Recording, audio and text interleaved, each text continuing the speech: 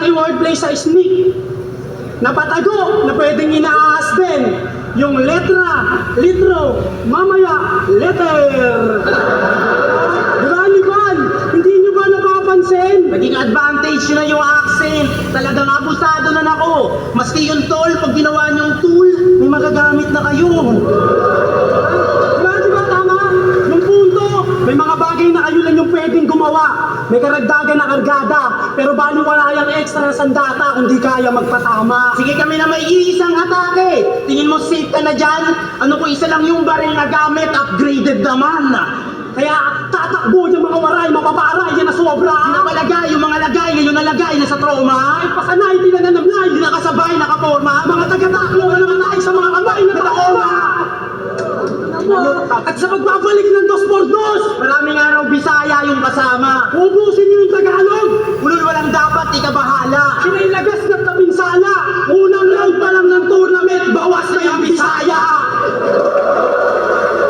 Kaya yung angat nyo na panalo, ngayon sa amin balik. Siguradong sawi. Dahil sa bituin mo ng multo, pabor sa amin tong gabi.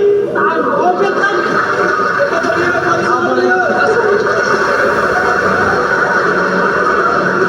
Welcome pala itong 11, Kenzer at Bima versus Pero at Casper. Mag-i-ace pang beses para sa kanilang pareho.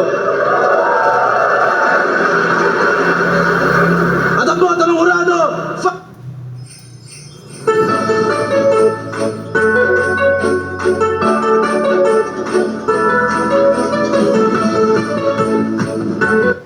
5-0, advancing sa 2-2, magigay para kay Casper at Espero.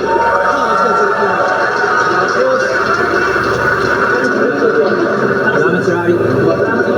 Grand shoutout sa SK Talangin Council, kila Sarah, syempre kay Grace ko, Andrew, Ryan, Hondo, Kirambo, Eli ko, Emel, Judge Dilang, kay Boraler, thanks kay Babe Shop, kay Chito, Pinkman, Buloy, Justine, Luna, Franz Luna, Kagawad Badyang, at kay former GT Action Happy 3rd year anniversary, Purok 13E Community Chapter, at syempre sa CC Griffin. Yun, shoutout na sa Ratchet Mix, baby sa kabango.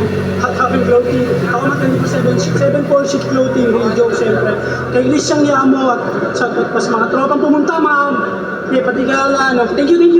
Yo, happy birthday kan Bubbles, tapos shoutout na ako nung yung Marielle, I love you. Yo, shoutouts kay Gawad J, Formukya Pop Collective, para biliran na sa Dangay, DOD Rap Battle, 053 Battle.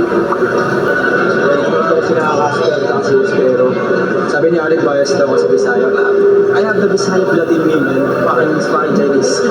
Ayun, binoto ko kasi mas malinis yung presentation ni Casper at ni Espero. Pero gusto ko yung material ni Kenzer at Maymak, lalo yung round 2. Talaga na gano'n sila doon na malagwa. Pero yung round 2 nila hindi gano'n kalinis. So, madaling decision na kina Casper at Espero yun.